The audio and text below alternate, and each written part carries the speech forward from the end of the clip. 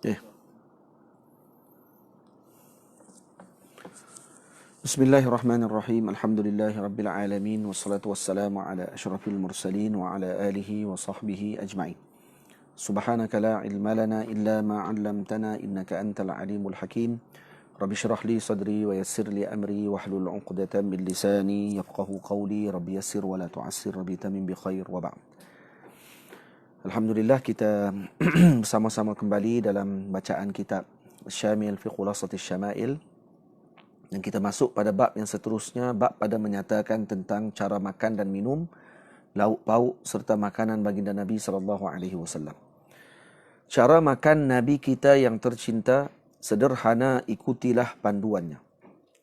Duduk di bawah itulah pilihannya, aku hanya hamba itu ucapannya. Cara duduk Nabi kita istimewa. Jadi Nabi suka duduk di bawah, iaitu tidak makan di atas kerusi dengan meja makan dan sebagainya. Dan cara duduk Nabi kita istimewa, lutut di atas lututnya yang mulia, tapak kaki kanan di atas kirinya, seperti duduk di dalam solat jua. Tidak salah jika kita nak berkata, duduk bersimpuh itulah hakikatnya. Jadi bagaimana cara Nabi duduk ketika makan? Ada dua cara. Boleh tunjuk. Yang pertama, cara duduk Nabi ialah dengan lutut di atas lututnya. Bagaimana cara dia? Begini cara. Dan tengok. Ini cara duduk Nabi SAW. Lutut. Lutut di atas lututnya. Dengan cara begini. Nabi makan. Lutut di atas lutut. Dan kemudian kaki kanan Nabi di atas tapak kaki kiri. Macam ni. Jadi makan macam ni. Macam bersimpuh. Kemudian cara makan yang kedua Nabi duduk macam yang kita sedia maklum, iaitu dengan duduk caranya begini. Duduk di punggung diletakkan di atas tapak kaki kiri. Kemudian kaki kanan kita, lutut ni diangkat ke atas. Jangan makan macam ni.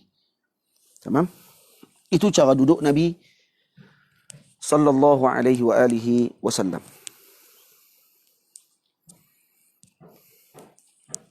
Jelas moga dapat jelas nampak dengan elok. Baik. Sunnah Nabi kita janganlah dilupa, makan menggunakan 3 jari saja. Nabi makan dengan menggunakan 3 jari.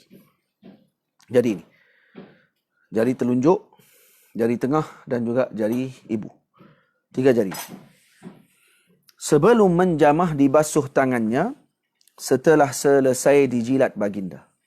Jadi sebelum Nabi memakan makanan, maka Nabi akan membasuh dulu tangan, dan kemudian setelah makan, sebelum membasuh tangan, Nabi menjilat dulu jari jemari Nabi SAW. Nah, apa hukum kita makan dengan menggunakan 5 jari? Kata Al-Imam Ibn Al-Arabi Al-Maliki, jika seseorang ingin menggunakan 5 jari ketika makan, maka ianya dibenarkan. Ini kerana warid di dalam riwayat bahawa baginda menggigit daging dan terus daripada tulangnya. Dan perbuatan sebegini secara adatnya tidak dapat dilakukan, melainkan dengan menggunakan 5 jari. Jadi 5 jari macam ni dipegang, macam kita makan nasi dan sebagainya, hukumnya adalah harus, tidak ada masalah. Makruh menggunakan 2 jari makan, dan juga makan menggunakan 1 jari. Dicucuk dan sebagainya. Itu makruh. Kalau guna 2 jari macam ni saja, hukumnya makruh. Jadi kalau kita nak ambil cubit makanan dan sebagainya, cubit dengan 3 jari.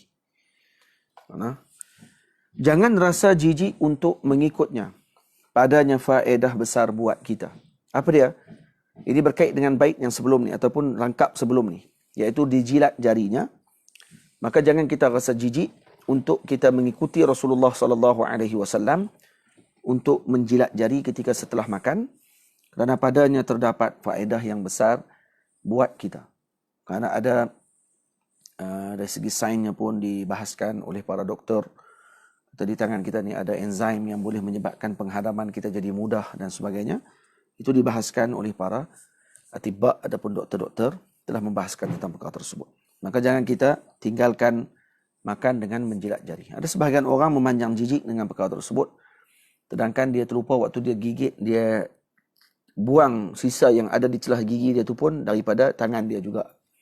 Kemudian ditelannya makanan tadi, dia tak rasa jijik pula. Tapi bila nak jilat jari, dia rasa jijik.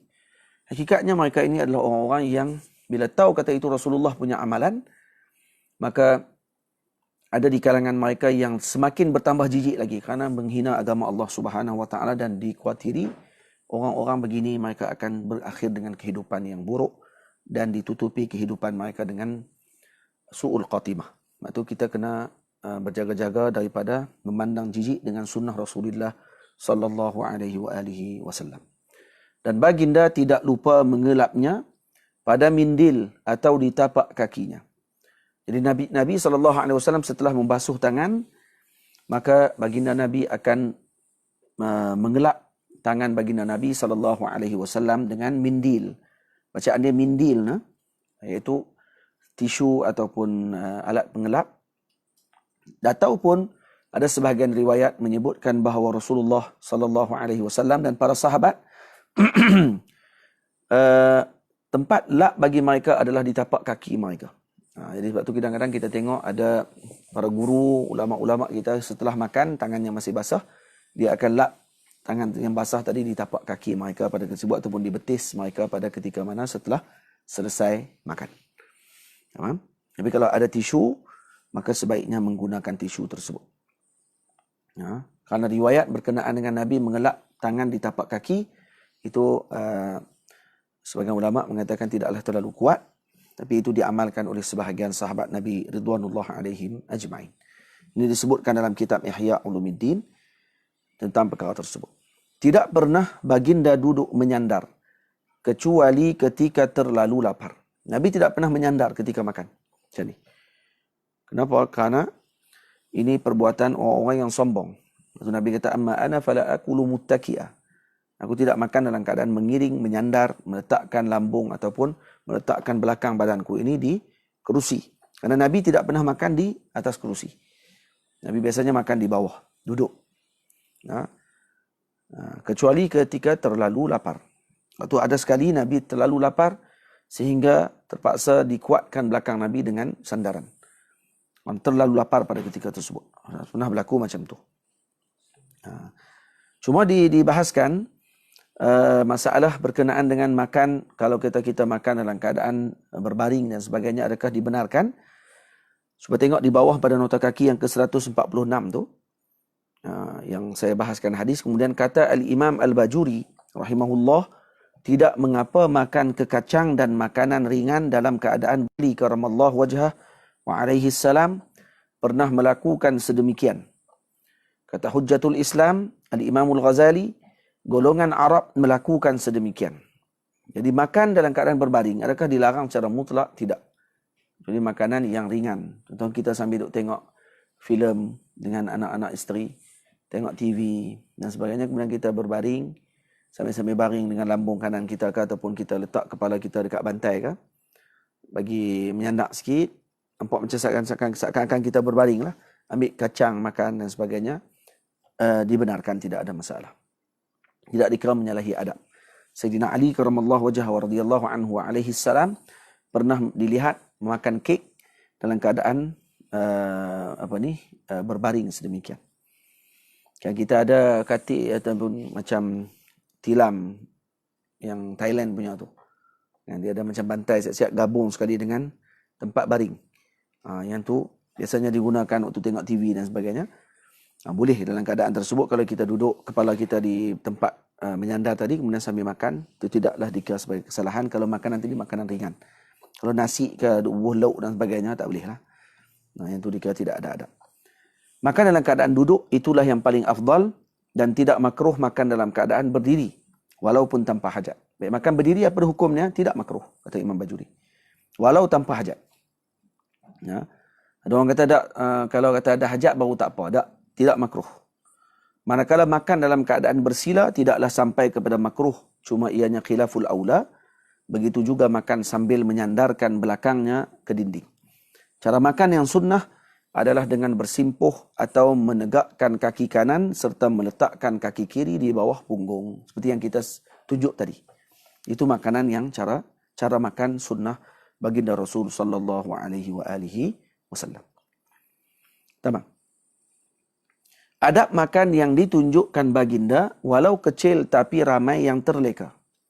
Kalau sungguh kamu sayangkan baginda, takkan tinggal walau sekecil perkara. Jadi kalau kita sayang dengan Rasulullah, kita tak akan tinggal ni semua benda yang kita maklumkan ini. Kita akan betul mengamalkan dan mengikuti apa yang ditunjukkan oleh Sayyiduna Rasul sallallahu alaihi wasallam. Adab Nabi kita dengan apa saja, tak mencela juga tidak menghinanya. Nabi tidak mencela dan menghina makanan. Nabi tidak pernah mencela apa sahaja termasuk makanan yang Nabi makan. Jika dihidang makanan kepadanya, jangan panas kerana baginda tak suka. Yang antara lainnya, baginda juga tidak menyukai makanan yang terlalu panas. Maksudnya begitu. Makanan yang terlalu panas. Karena Nabi mengatakan, fa inna Allah lam yut'imna nara. Allah Ta'ala tidak beri makan kepada kita dengan api. Jadi kita diberi makan dengan makanan yang sedap, bukan daripada api. Ini bukti kepada terlalu panas yang dilarang oleh Nabi SAW. Jadi kalau kata makanan, contoh macam sup, kalau makan sejuk tak sedap. Jadi macam mana? Adakah terlarang dengan hadis ini? Tak. Maksudnya jangan makan sup ketika sedang menggelegak tu. Yang tak boleh. Kerana itu akan memudaratkan kita. Tapi kalau kita tunggu sekejap, bagi jadi suam sikit, baru kita hirup dan sebagainya, itu yang terbaik. Maka itu tak dikira seperti terlalu panas tadi. Sebab itu Nabi tidak suka dengan makanan sedemikian itu. Benda manis yang disukai baginda, halwa, asal, manisan dan madu juga. Jadi Nabi menyukai perkara yang manis, makanan-makanan yang manis. Tapi seperti yang saya maklumkan sebelum ini, bahawa makanan-makanan yang kita senaraikan di sini bukanlah dimakan oleh Nabi sentiasa. Hanya jarang-jarang, kadang-kadang sahaja. Tapi kalau dijumpai, dihidang kepada Rasulullah, maka para sahabat akan melihat baginda sangat suka menikmati dan menyantap makanan tersebut. Jadi, itu yang para sahabat sebut Nabi sangat suka dengan makanan tadi. Kerana Nabi minta lagi. Nabi minta lagi tambahan dan sebagainya. Maka ini bukti kepada Nabi menyukai makanan tersebut. Baik, apa beza? Saya sebut halwa asal. Manisan dan madu jua. Adakah tu 4 perkara tu? Halwa, asal, manisan, madu? Tak. Ini terjemahan balik kepada halwa dan asal. Halwa adalah manisan, asal adalah madu. Baik, apa beza halwa dengan asal tadi ni? Manisan dengan madu. Semua madu adalah manisan, tapi bukan semua manisan madu. Itu maksudnya. Dan halwa adalah makanan yang dimasak dengan api. Manakala asal digelar sebagai halwa. Dalam bahasa dia halwa, tidak ada hamzah di belakang, tidak ada huruf mat. Maka halwa, kata ulama, ini biasanya makanan yang telah dimasakkan. Manakala asal ataupun halwa, apa-apa manisan yang tidak dimasak dengan api, maka ianya digelar sebagai halwa. Maka saya dah tulis di bawah tu.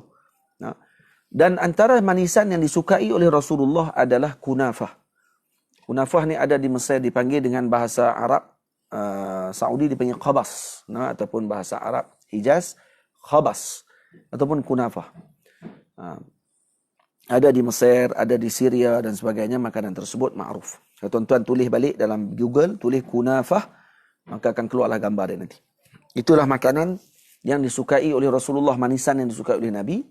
Yang pertama memasak kunafah ataupun qabas di dalam Islam adalah Sayyiduna Uthman Ibn Affan radhiyallahu ta'ala anhu. Beliau orang pertama yang memasak kunafah dan beliau sangat pandai dalam masakan tersebut. Dijamu kepada Nabi dan Nabi menyukai makanan tadi. Nabi tanya kepada Sayyidina Uthman bagaimana cara memasaknya dan sebagainya. Jadi ini bukti kepada kita bahawa boleh untuk kita menyukai, menunjukkan kesukaan kita terhadap satu makanan tersebut. Dan ini juga menunjukkan bahawa para murid perlu mengambil perhatian terhadap apa yang disukai oleh gurunya untuk dihidangkan kepada gurunya tersebut. Dan minuman yang digemari baginda, susu yang didoa barakah padanya. Ini bentuk minuman Nabi. Nabi menyukai susu. Dan doa ketika minum susu, Allahumma barik lana fihi wa zidna minhu. Ya Allah, berkati kami padanya dan tambahkan lagi kami dengannya. Ini doa yang Nabi doakan kepada susu.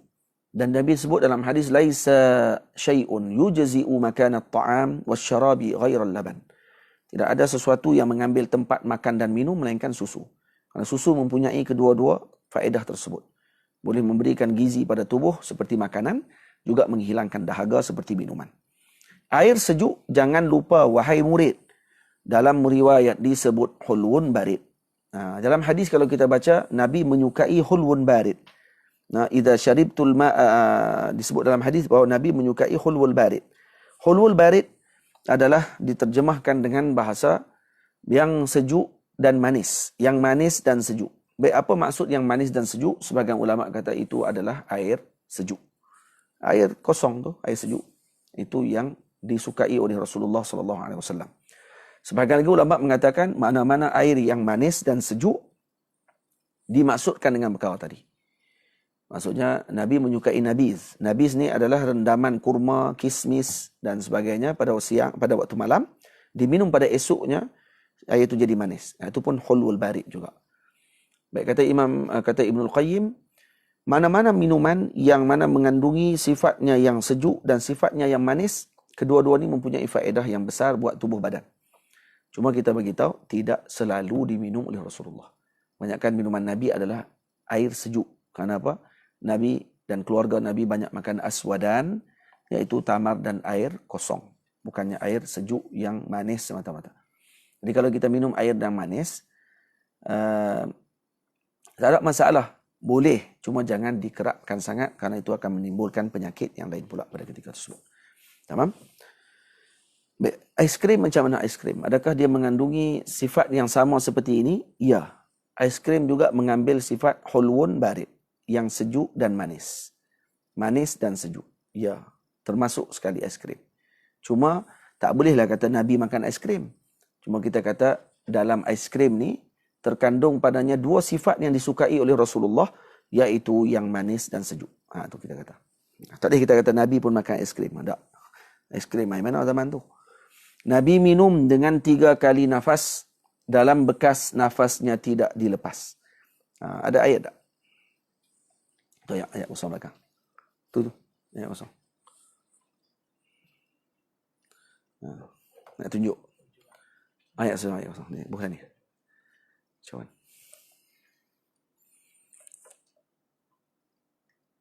Okey, baik. Jadi, Nabi minum dengan 3 kali nafas. Cara minum dia macam mana? Yang pertama, dilepaskan nafas di luar. Kemudian kedua, yang ketiga, dan ni orang panggil apa, lebih lazat dan kemudian lebih menenangkan. Tidak kalut macam dengan ba'ir, macam unta. Jadi kata Nabi jangan minum macam unta minum. Unta dia minum geluguk sampai bunyi. Jangan macam tu. Saya pernah tengok guru saya minum. Tambah sikit. Ayat ni cepat habis. Dia kecil sangat. Okey. Saya pernah tengok guru saya, Maulana Syekh Muhammad Ibrahim Abdul Ba'is Al-Kittani, hafizahullahu ta'ala wa ra'ahu. Beliau pernah minum ketika dalam majlis bacaan Sahih Bukhari. Saya tengok dia minum dan itu juga antara salah satu daripada jalan cara Nabi makan. Yang dimaksudkan dengan 3 kali nafas ni iaitu jangan dinafas di dalam bekas. Baik, kalau kita minum macam ni.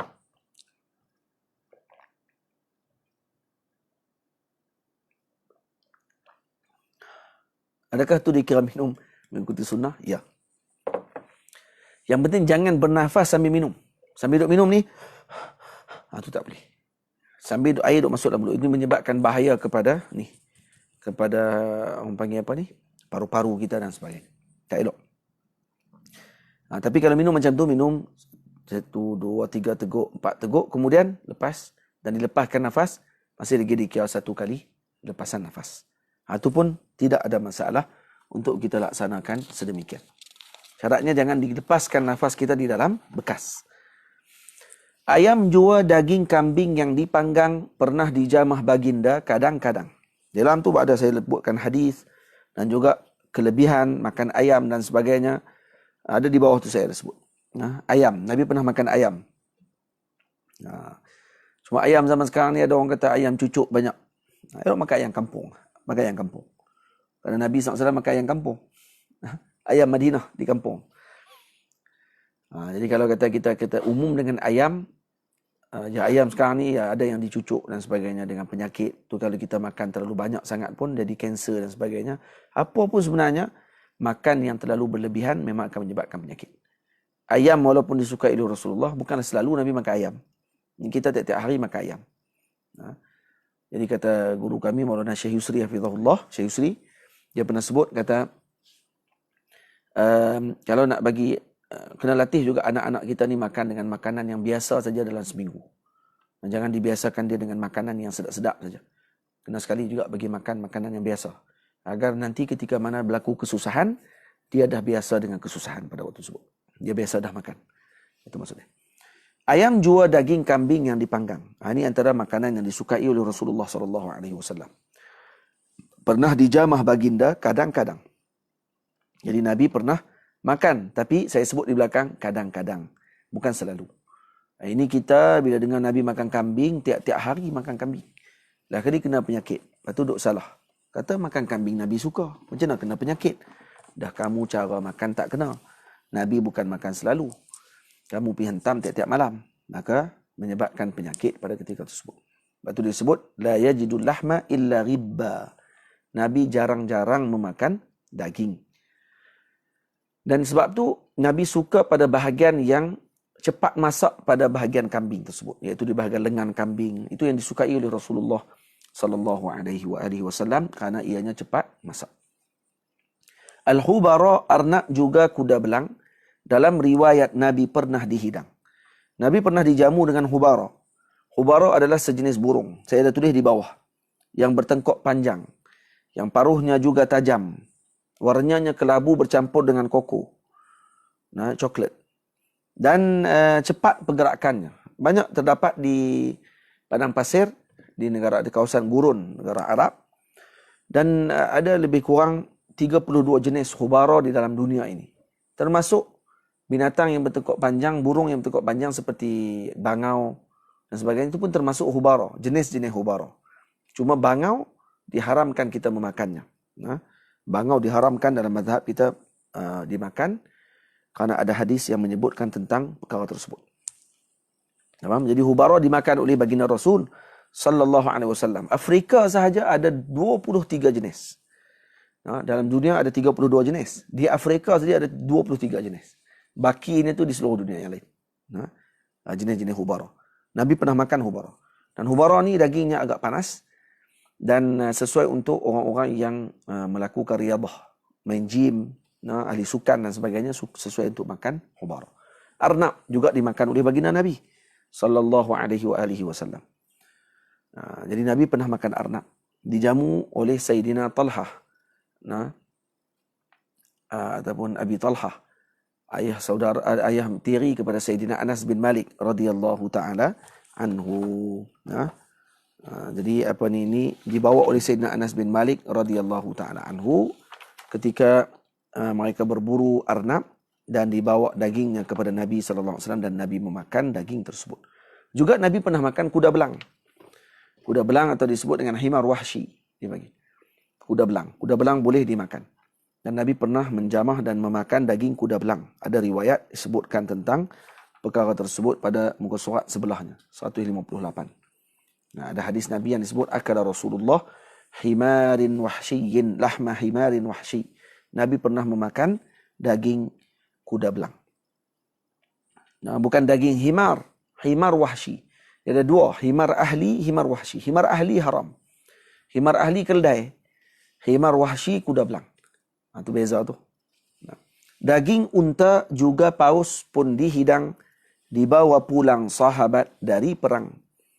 Nabi pernah makan daging unta.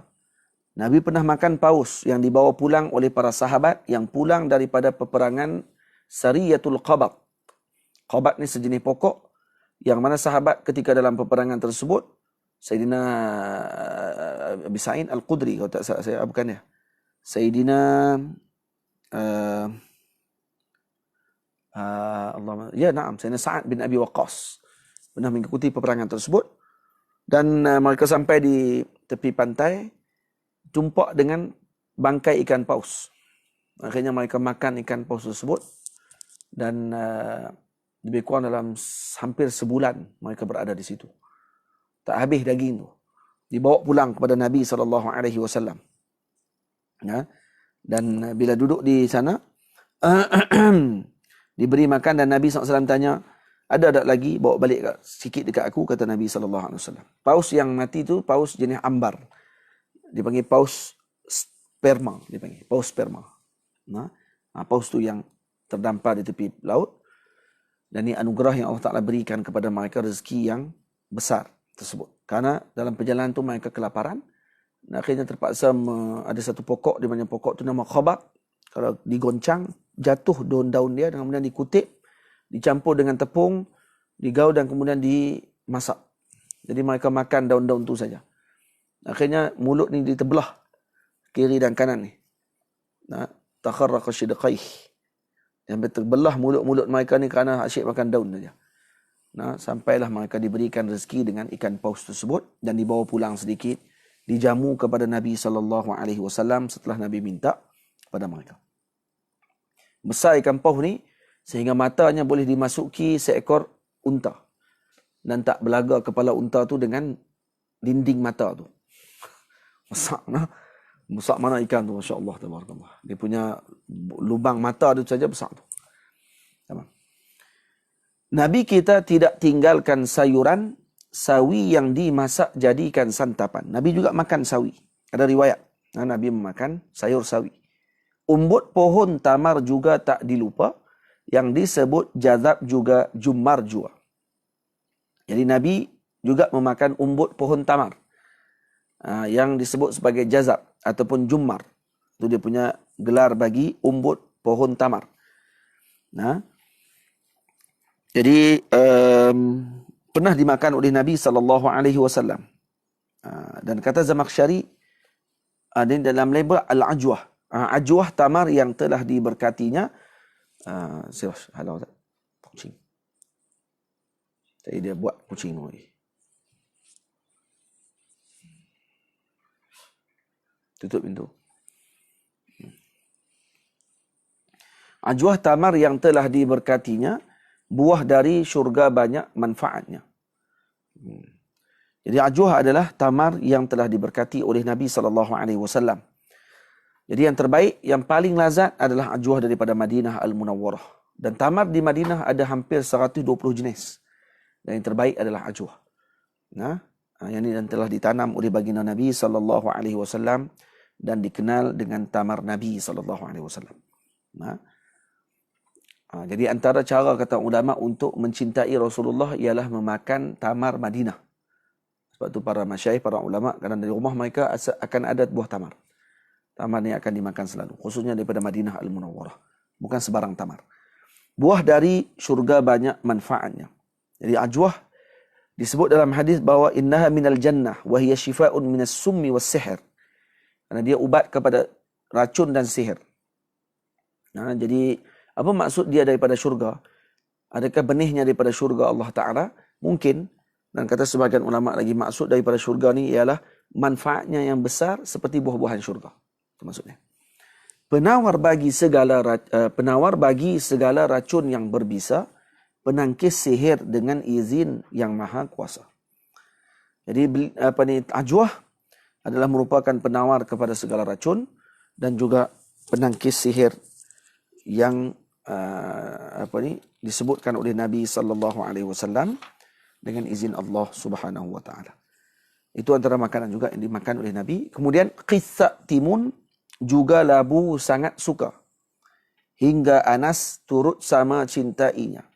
Nabi juga menyukai qissa sejenis timun. Ada sebut lagi qissa zughbin, timun kecil yang ada bulu-bulu sikit. Tu timun tu disukai oleh Rasulullah. Biasanya Nabi akan makan bersama dengan tamar. Jadi Nabi gigit tamar sebelah kanan, Nabi pegang timun sebelah kiri, digigit. Juga Nabi makan buah tembikai. Tembikai dipegang sebelah kiri, tamar sebelah kanan, digigit, digigit. Digigit. Ni antara makanan yang dimakan oleh Nabi dengan menggunakan kedua-dua belah tangan. Qitha' timun juga labu sangat suka. Hingga Anas turut sama cintainya. Sayyidina Anas juga turut mencintai labu kerana setelah melihat Nabi SAW memakan labu. Labu air atau labu kuning jua jadi bahasan oleh para ulama. Jadi ulama bincang, labu apa yang Nabi makan ni? Labu air ke labu kuning? Yang mana satu?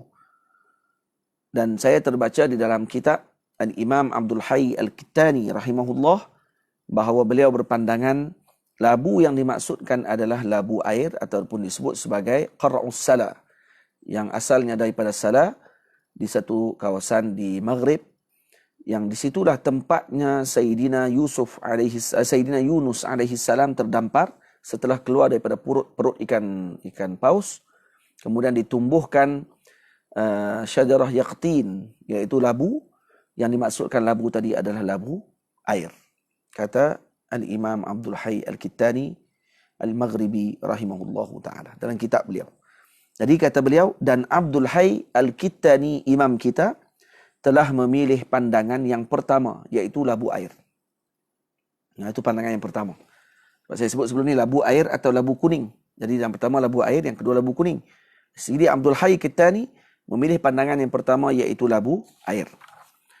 Jika kamu ingin pilih yang kedua, terpulanglah, ini hanya khilaf saja. Jadi kalau kamu kata tak, bukan labu kuning, labu air, labu kuning. Ada yang bila mana saya tulis kitab ini, yang saya pernah tulis dalam Facebook, berkenaan dengan masalah tersebut, ada yang komplain, dia kata, bukan labu itu, labu kuning, kata dia. Karena musalsal makan labu, dimakan dengan labu kuning. Maka kita katakan tak ada masalah, kerana Al-Imam Abdullah Syarqawi rahimahullah berpandangan dengan pandangan yang kedua. Jadi Sidi Abdullah Syarqawi Syekhul Azhar berpandangan dengan pandangan bahawa labu yang dimaksudkan adalah labu kuning, bukan labu air. Khilaf. Jadi tak ada masalah, yang penting labu. Jika kamu ingin pilih yang kedua, terpulanglah, ini hanya khilaf saja. Makanan yang pernah disentuh baginda ada lagi tak dapat disebut semua. Ada lagi, banyak lagi. Seorang penuntut yang tinggi himmahnya tidak cukup dengan nazam ini saja. Jadi penuntut ilmu tak cukup dengan baca kitab ni saja, kena baca kitab lain sama. Kena baca lagi lebih panjang sikit. Barulah kita kenal kepribadian makanan dan juga apa yang berkait dengan Rasulullah SAW. Tingkatkanlah himmahmu wahai saudara. Maksudnya tinggikan semangat kita, wahai saudara, demi mengenal kekasihmu tercinta. Untuk kenal Nabi kita Muhammad, kenalah tingkatkan himmah kita, kena semangat sikit. Barulah kita akan bertambah ilmu dan pengetahuan kita. Bab pada menyatakan tentang buah-buahan yang dimakan oleh baginda Rasul SAW. Menyedapkan cara makan tak dicela. Ini dilakukan oleh Nabi kita. Jadi Nabi pernah menyedapkan makanan. Nabi pernah dilihat memotong tembikai kecil-kecil. Kemudian dimakan tembikai bersama dengan tamar. Dan bila ditanya, maka kata Rasulullah SAW, ini adalah pencecah kepada ini, kata Nabi. Ini lauk kepada ini. Nabi pernah makan roti, kemudian diletakkan tamar dalam roti tersebut. Kemudian Nabi pun gigit roti tadi. Kemudian Nabi kata, ini adalah hadihi idamu hadhi. Hada idamu hadha. Ini adalah lauk kepada ini. Maksudnya tamar ini lauk kepada roti ini. Dah roti tak ada apa nak cicah, ambil tamar makan sekali dengan itu. Maka ini adalah cara menyedapkan makanan, dan ini menunjukkan kepada kita kalau kita masak nak bagi sedap, itu tidaklah menafikan zuhud. Tidak ada masalah.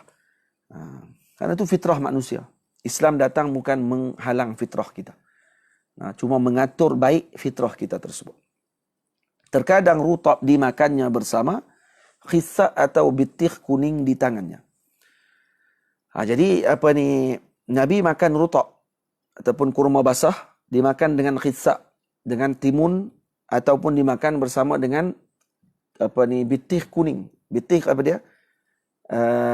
Tembikai kuning. Baik, kenapa saya sebut tembikai kuning? Kenapa tak sebut tembikai saja? Saya tambihkan tembikai kuning. Saya beri peringatan dengan tembikai kuning tersebut, diletakkan sifat dia kuning tadi. Kerana pada bait yang seterusnya ataupun merangkap seterusnya saya sebut ini kerana baginda tak pernah jumpa tembikai merah di tempatnya baginda. Ini seperti yang disebutkan oleh sebahagian ulama bahawa Nabi SAW tidak pernah makan tembikai merah dan tidak pernah melihat tembikai merah di tanah Madinah dan Hijaz pada ketika tersebut. Jadi Nabi makan tembikai kuning. Ataupun tembikai kuning ni apa dia? Kantalok lah maksud dia. Ataupun tembikai susu maksudnya. Bukan tembikai merah ataupun tembikai kuning yang kita tengok kulit macam tembikai merah tapi isi kuning. Tak. Yang dimaksudkan dengan tembikai betih kuning ni adalah tembikai susu. Itu yang dimakan oleh baginda Rasul sallallahu alaihi wa alihi wasallam. Tamam? Dan Nabi tak pernah jumpa. Sayyidina Al-Imam Ahmad bin Hanbal tidak pernah makan tembikai dalam riwayat. Ketika ditanya kepada beliau, kenapa tuan tak makan tembikai? Kata beliau, kerana saya tidak tahu macam mana Nabi makan. Macam tu sekali. Kalau saya tahu Nabi makan macam mana, saya akan makan. Punya kuatnya dia mengikuti sunnah Rasulullah sampai tahap macam tu. Anggur juga disukainya baginda, pernah dilihat gugusan di tangannya. Nabi pernah dilihat memegang anggur. Jadi anggur juga dimakan oleh baginda Rasul sallallahu alaihi wa alihi wasallam. Dan dilihat dalam sebahagian riwayat dalam Ihya, yura ru'aluhu ala lihiyatihi ka kharazil lu'lu'. Dilihat titisan air anggur tadi menitis di janggut Nabi seperti butiran permata. Cantiknya. Nabi ni buat apa semua comel. Ada para Nabi makan macam mana buah anggur? Nabi ambil satu gugus tu dan digigit. Macam tu. Bukan diambil sebiji, tak. Digigit macam tu terus. Pegang dengan gugusan tadi. Adab para sahabat Nabi yang mulia hasil dari kebun mereka pertama. Jadi ini antara adab para sahabat Nabi. Hasil daripada kebun mereka yang pertama dihantar kepada baginda Rasul sallallahu alaihi wasallam. Dulu dihantar kepada Nabi dulu. Dihantar kepada Nabi yang tercinta, didoakan keberkatan kepadanya. Tujuannya untuk apa? Untuk didoakan dengan keberkatan. Dan Nabi pernah mendoakan dengan makanan dan buah-buahan yang telah dihantarkan kepada Nabi SAW dengan doa, Allahumma barik lana fi thimarina, wa barik lana fi madinatina, wa barik lana fi sa'ina, wa fi muddina. Nabi doakan dengan doa tersebut. Ya Allah, berkati kami dengan buah-buahan kami, dan berkatilah kepada kami, kepada Madinah kami ini, dan berkatilah kepada kami dengan timbangan sa' dan juga mud, gantang dan juga cupak kami ini. Jadi Nabi doakan cupak dan gantang Madinah dengan keberkatan. Cuba ambil Ustaz cupak Nabi SAW dalam Mekah. Bawah.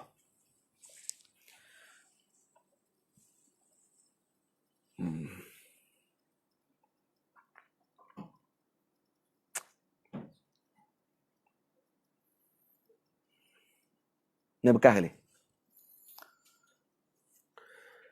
Ini adalah cupak misal cupak Nabi SAW ataupun replika cupak Rasulullah SAW. Nampak tak? Ada nampak? Ini replika cupak baginda Rasul SAW yang saya dapatkan sanadnya daripada dua orang guru. Ini cupak ni ada sanad, ada sanadnya. Sanadnya bersambung, yang pertama dengan saya bersambung dengan Maulana Syekh Usamah Al-Azhari, dan riwayat tadi disampaikan di Masjid Al-Azhar Al-Syarif, yang pada hari tersebut hadir lebih kurang 400 orang pelajar untuk mengambil ijazah musalsal bil muddin nabawi. Musalsal dengan mud Nabi SAW. Mud ataupun cupak Nabi SAW. Ni cupak Nabi. Ini besarnya air bekas, dan ni macam ni bentuk pada zaman Rasulullah. Ni sebiji yang ditempa seperti mana miliknya baginda Nabi SAW. Ini bentuknya. Dan sanadnya bersambung dengan Sayyidina Abi Sa'id Al-Khudri radhiyallahu ta'ala anhu, daripada mud yang dimiliki oleh Sayyidina Abi Sa'id Al-Khudri dan juga yang dimiliki oleh Sayyidina Zaid Ibn Thabit radhiyallahu anhu. Daripada riwayat Sayyidina Abi Sa'id Al-Khudri, tapi mud daripada Sayyidina Zaid bin Thabit. Ini mud ni. Dan Nabi berwuduk dengan hanya menggunakan bekas ni saja. Satu bekas ni wuduk Nabi. Lebih kurang 700 ml. Saya dah test tengok 700 ml lebih kurang. Satu botol air mineral kecil tu tambah sikit lagi. Kemudian Nabi mandi dengan menggunakan 4 cebok ni saja. 4 ni saja Nabi mandi. Dan ini dia buat tempat gantung lagi. Kalau kita nak gantung di satu tempat untuk digunakan. Tapi tak ni kita buat replika lah, simpan. Jadi bersanad, sambung. Yang kedua saya ambil dengan Syekh Abdul Aziz Ka'ki, yang pemilik kepada Mathaf Madinah Al-Munawwarah, Muzium Madinah Al-Munawwarah di Madinah. Dan ni saya dapat hadiah daripada Al-Fadhil Ustaz Yusaini. Beliau yang belikan dan hadiahkan kepada saya mut ini daripada Mathaf Madinah Al-Munawwarah. Sila. InsyaAllah ada rezeki, peluang nanti kalau nak ambil sanad mut ini. Yang pertama, para guru yang ada sanad ini, mereka kalau nak hadis ni, dia akan pesan kepada para murid tadi untuk bawa mi'yar ataupun ukuran ni dibawa kepada tukang. Dia akan tempah balik dan kemudian baru diberikan sanad. Ini antara sanad yang nadir juga yang dimiliki oleh para alim ulama kita. Baik. Itu bersambung sampai kepada Nabi SAW. Bentuknya, ukurannya, isi padunya, semua sama seperti zaman Rasulullah SAW. Baik. Jadi didoakan dengan berkat pada mud dan juga sa' Nabi SAW. Bab pada menyatakan tentang ahwal baginda Nabi SAW. Zahir Nabi kita dilihat manusia, agar dicontohi sekalian umatnya. Jika hakikat batinnya pun dibuka, tak akan umatnya mampu bersemuka. Nabi SAW zahirnya adalah manusia. Tetapi batin Nabi SAW adalah lebih daripada para malaikat Allah Subhanahu Wa Taala. Sayyiduna Yusuf dilihat wanita, terfitnah sehingga tersiat jarinya. Jika Nabi kita tak ditutupinya dengan rahmat, pasti mati semuanya. Nabi Yusuf alaihissalam kecantikannya menjadi fitnah. Sehingga wanita terkerak jari-jari mereka hanya kerana terpana dengan kecantikan Nabi Allah Yusuf alaihissalam. Nabi kita Muhammad dilindungi dan juga dilitupi oleh sifatnya rahmat yang Allah Ta'ala berikan kepada Sayyidina Rasul. Wa ma arsalnaka illa rahmatan lil alamin. Maka disebabkan itulah kecantikan sallallahu alaihi wasallam dilihat dengan sudut yang pelbagai, pada jalalnya, pada jamalnya, cantiknya, agungnya, akhlaknya baginda Rasul sallallahu alaihi wasallam. Sedang baginda hakikatnya lebih cantik daripada Nabi Yusuf alaihi salam. Dan Nabi pernah mengatakan bahawa Nabi Yusuf diberikan oleh Allah syatru jamali, setengah daripada kecantikan aku, setengah kecantikan Rasulullah. Itu saja menyebabkan jari-jari wanita telah terkerak. Bagaimana kalau dilihat Nabi dengan keseluruhan kecantikannya? Nabi SAW lebih cantik, sempurna dibandingkan dengan Nabi Yusuf AS. Tapi ketika mana Allah melitupi Nabi dengan rahmat, maka menyebabkan manusia tidaklah terfitnah dengan kecantikan tersebut. Tapi melihat Nabi dengan sudut yang lain. Boleh? Kalaulah dibuka tersebut, rahmat tadi, maka umat yang melihat Nabi pasti akan mati, terkerak jantung mereka, bukan hanya jari mereka. Ini disebut oleh para ulama. Nabi kita jika mulakan bicara, tidak gopoh, tenang juga bersahaja. Nabi tenang ketika mengucapkan ucapan. Tidak terlalu gopoh-gapah dan tidak kalut ketika mana mengucapkan ucapan baginda Nabi SAW. Ucapannya jelas tersusun katanya, jika penting 3 kali diulangnya. Nabi ucapannya jelas, tersusun dengan rapi, sehingga boleh dihafal oleh sebahagian para sahabat Nabi ridwanullah alaihim ajma'in. Kalau penting perkara tersebut, Nabi akan mengulang ucapan tadi sebanyak 3 kali. Wailun lil aqabi minan nar. Kalau penting, Nabi akan ulang 3 kali. Ataupun Nabi sebut syahadatuz zur, syahadatuz zur, syahadatuz zur. Nabi ulang 3 kali. Nak bagi tahu kata bersaksi palsu ini adalah sesuatu yang sangat buruk akibatnya, maka Nabi ulang 3 kali perkara tersebut. Tidak menghina juga tidak mencela, tidak pula mengeraskan suaranya. Nabi tidak menghina dalam majlis. Nabi tidak mencela orang dalam majlis. Dan Nabi juga tidak mengeraskan suaranya ketika mana mengucapkan ucapan. Maksudnya dengan tidak ada sebab. Tapi ketika Nabi melihat para sahabat ada yang tidak membasuh, memarahi mereka ketika mereka tidak mendengar ucapannya. Tamam? Jadi Nabi tidak menghina orang dalam majlis. Nabi tidak mencela orang dalam majlis. Nabi juga tidak mengeraskan suaranya. Tak jekah-jekah dalam majlis. Biasa saja. Cakap dengan ucapan yang sederhana tapi menusuk ke dalam jiwa peribadi manusia. Yang beradab, batu kata para ulama, siapa yang bercakap dengan lidahnya, maka akan sampai ke telinganya. Telinga orang yang mendengar. Siapa yang bercakap dengan hatinya, akan sampai ke hati orang yang mendengarnya. Jadi melihat daripada mana keluarnya perkataan kita tadi, nak disampaikan ke mana. Yang keluar dari lidah, hanya sampai ke telinga. Yang keluar daripada lubuk hati, akan sampai ke hati orang yang mendengarnya. Yang berada di dalam majlis baginda, ketenangan memenuhi dalam dada. Kerana berada dengan Nabi SAW. Duduk dengan orang soleh sahaja pun kita akan rasa tenang, gembira, ditambahkan nur, ditambahkan ilmu. Bagaimana dengan Sayyidus Salihin, ketua para salihin, ketua para makhluk Allah Subhanahu wa taala, Sayyidul Ajami wal Arab, Sayyidul Arabi wal Ajam, Sayyidus Thaqalain, ketua kepada makhluk yang ada di muka bumi ini, Sayyidina Rasul sallallahu alaihi wasallam sudah pastilah akan diliputi dengan rahmat, kemuliaan, keagungan. Hanya sekadar duduk dengan Nabi sahaja, seorang yang datang bertemu dengan Nabi sekali saja, Nabi sentuh dadanya, pulang sebagai alim ketika tersebut. Ini berkatnya baginda Rasul. Karena itu ta'rif sahabat, hanya sekadar bertemu dengan Nabi walau sekali. Ketika Nabi hidup dan beriman dengan Nabi, maka dia telah mendapatkan kedudukan besar sebagai sahabat Nabi ridwanullah alaihim ajmain. Bukan senang. Pancaran nur, keizinan daripada Nabi ketika Nabi mengatakan kepada Sayyidina Malik bin Huwairith, baliklah, ajarkan kepada masyarakat kalian. Jadi alim dia pada ketika tersebut. Hanya dengan ucapan Nabi SAW. Tamam? Kebanyakan tawa Nabi senyum jua. Dan terkadang hingga nampak gerahamnya. Nabi kebanyakan ketawanya adalah senyum sahaja. Jadi hadis-hadis berkenaan dengan tertawanya Rasulullah, kena ingat. Yang pertama, Nabi tidak ketawa terbahak-bahak. Macam kita gelak. Yang kedua, kebanyakan ketawa Nabi adalah senyum. Yang ketiga, Nabi pernah tertawa, tetapi tidak terlalu banyak sangat.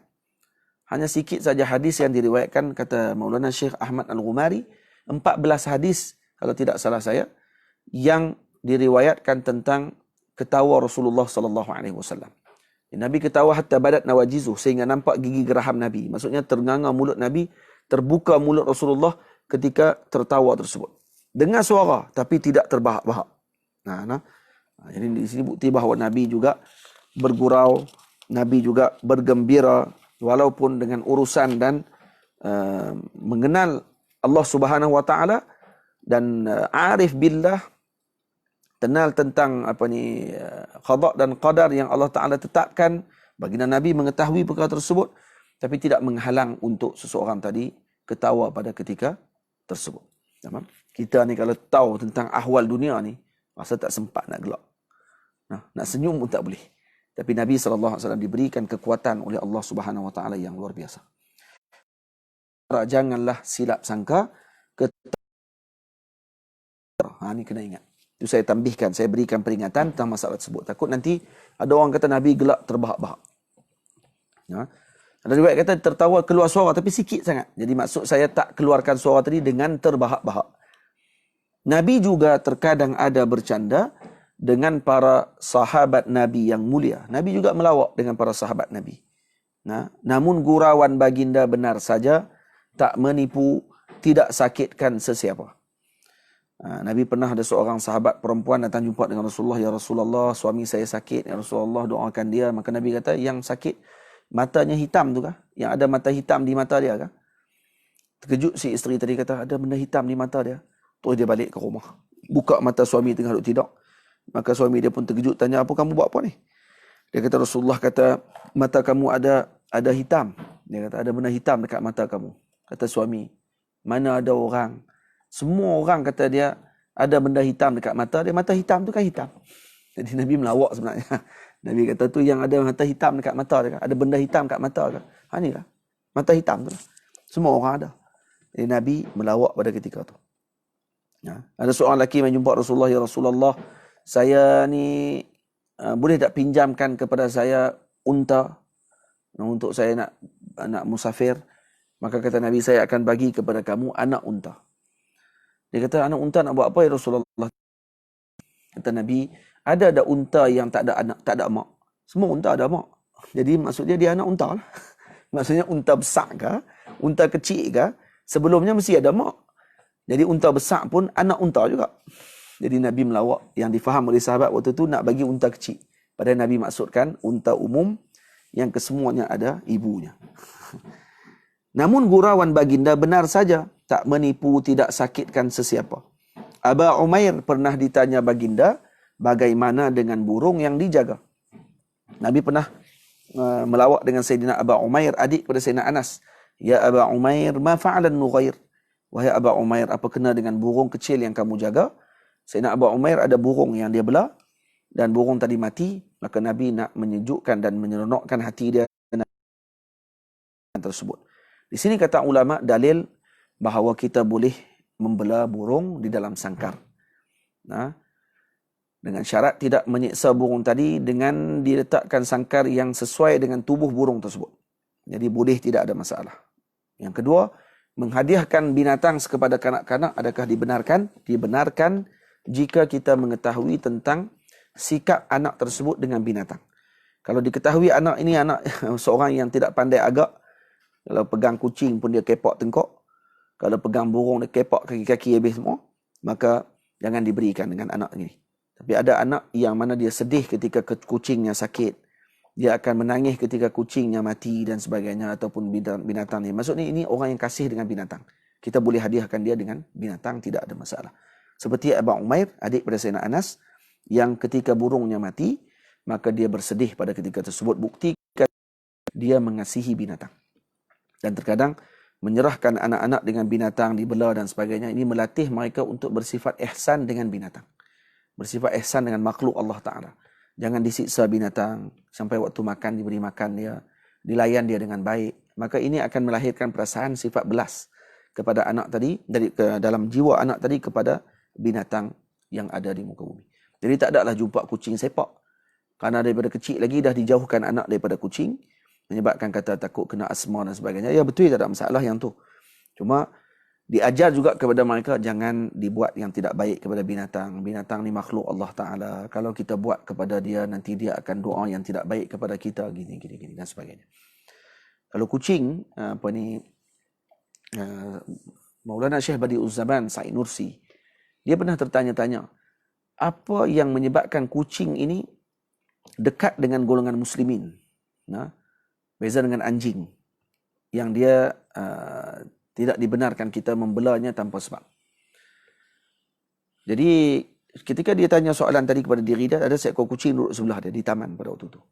Tiba-tiba kucing tu Allah Ta'ala bukakan hijab kepada Sayyidina Syekh Sa'id Nursi rahimahullah, terdengar suara kucing tadi berzikir dengan gelar zikirnya, Ya Rahim, Ya Rahim, Ya Rahim. Yang Maha Pengasih, Yang Maha Pengasih. Oh, dia kata, rupanya ini zikir. Betul ke ni? Kata dia. Dia pun ingat, kata, kok melawak, kata, terdengar dan sebagainya. Kucing tu nampak macam Syekh Badi'uzzaman tak apa nak percaya. Dia patah balik, panggil kawan-kawan dia, dan ramai-ramai kucing datang di depan Syekh Badi'uzzaman Sa'id Nursi, dan mereka berzikir pada ketika tersebut dengan gelar Ya Rahim, Ya Rahim, Ya Rahim. Adalah zikirnya kucing. Kucing berzikir dengan Ya Rahim. Kucing pun wirid zikir. Kita tak wirid, teruk daripada kucing lah. Sebab tu kata para ulama, man la wirda lahu fahuwal qird. Siapa tidak ada wirid, maka dia adalah qird. Dia adalah kera. Allahu a'lam, kita tak pasti kenapa ulama letakkan kera sebagai misal. Kemungkinan kera tidak berzikir. Boleh jadi.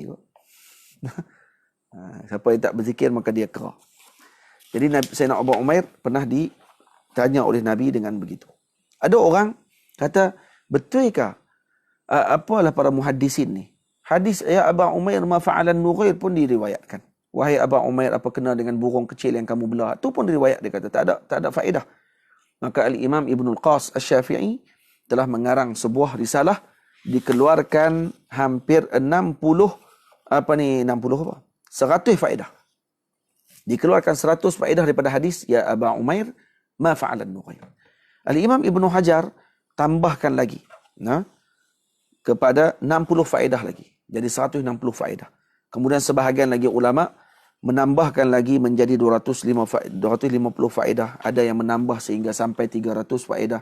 Dan Ibnu Sabbagh telah menambahkan faedahnya di dalam pengajian beliau di Miknasah sebanyak 400 faedah daripada hadis Ya Aba Umair ma fa'alan nughair. Itu sekali. 400 faedah.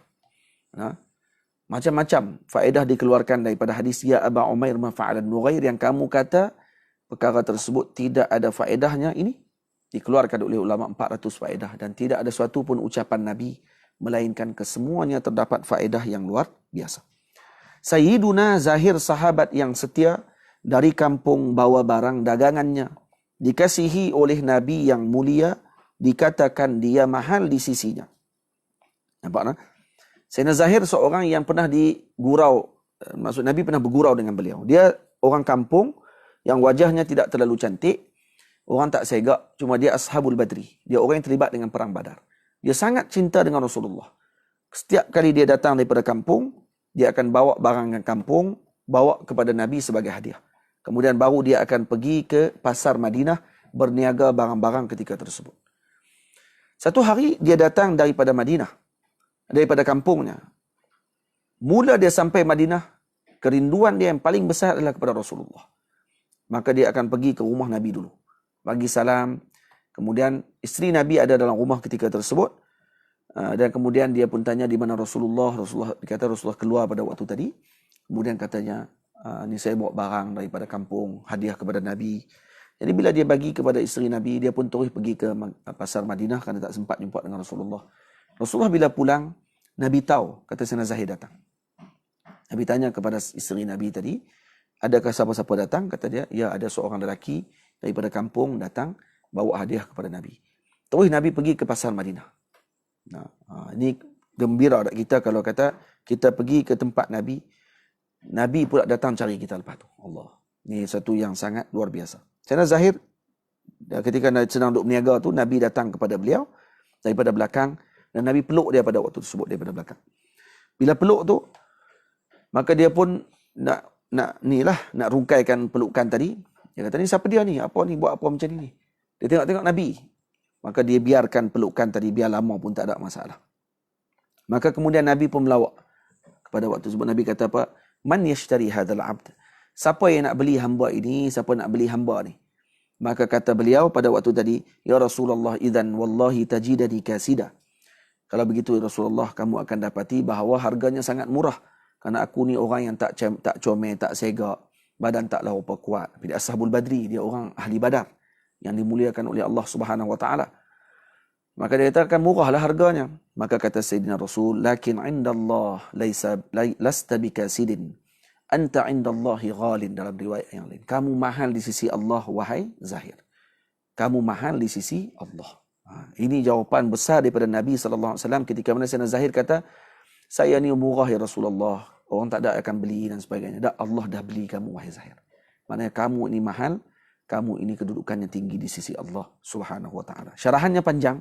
Tuan-tuan boleh tengok pada syarahan yang saya tulis pada muka surat yang ke-77, 77, syarahan daripada Al-Imam Al-Bajuri rahimahullah tentang isyarat bagi maksud hadis Nabi anta indallahi ghalin dengan maksud man yashtari hadzal abd. Kalam tadi kalam ghali, kalam ali, kalam yang mahal dan tinggi yang telah saya sebutkan, nukilkan daripada kalam Al-Imam Al-Bajuri rahimahullahu ta'ala ketika mensyarahkan hadis tersebut dalam Syama'il.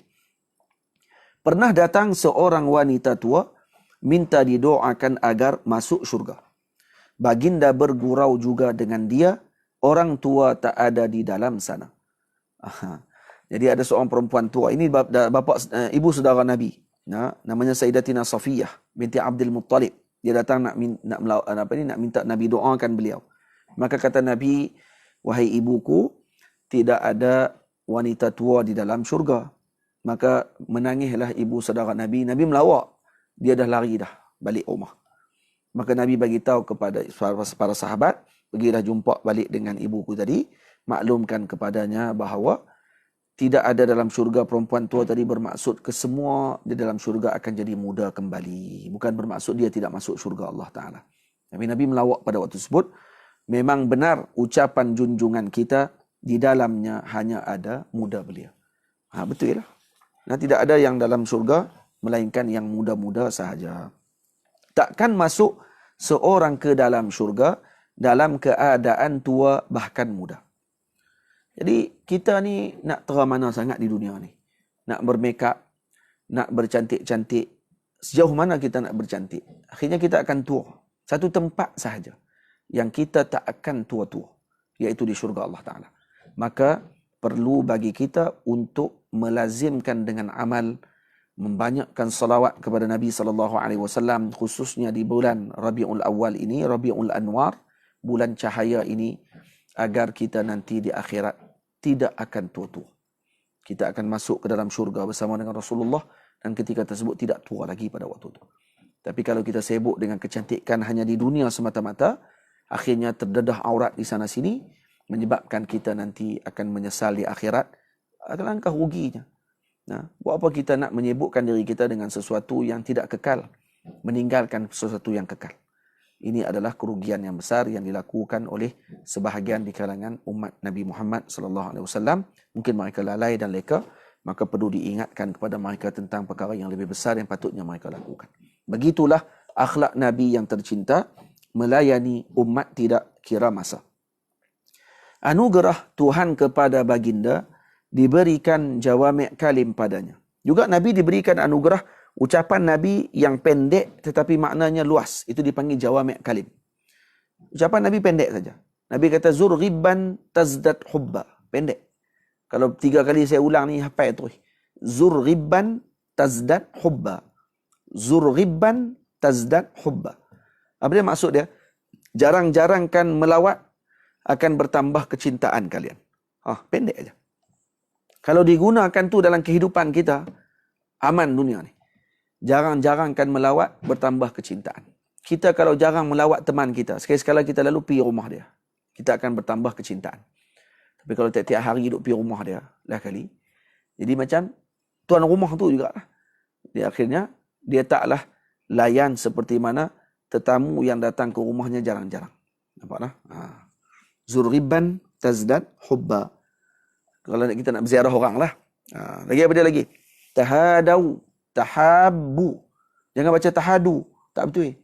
Tahadau, tahabbu. Berhadiah-hadiahlah sesama kalian, maka akan bertambah kecintaan.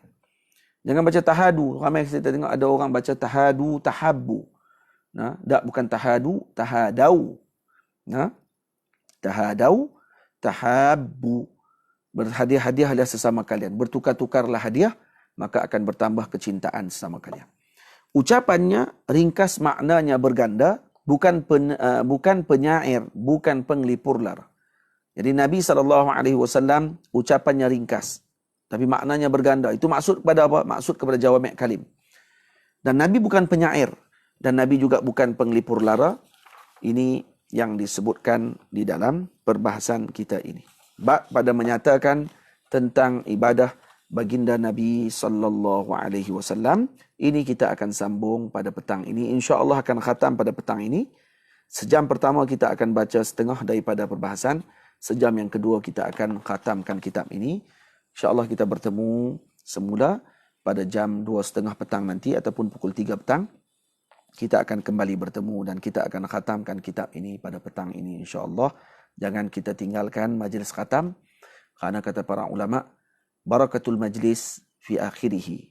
Berkat majlis itu adalah pada akhir majlis tersebut. Berkat majlis itu pada akhir majlis itu. Maka kita akan berdoa kepada Allah, moga Allah Ta'ala meninggikan darjat kita, didekatkan kita dengan Rasulullah SAW pada majlis khatam pada petang ini insya-Allah Ta'ala. Aqul qawli hadha astaghfirullahal azim li wa lakum.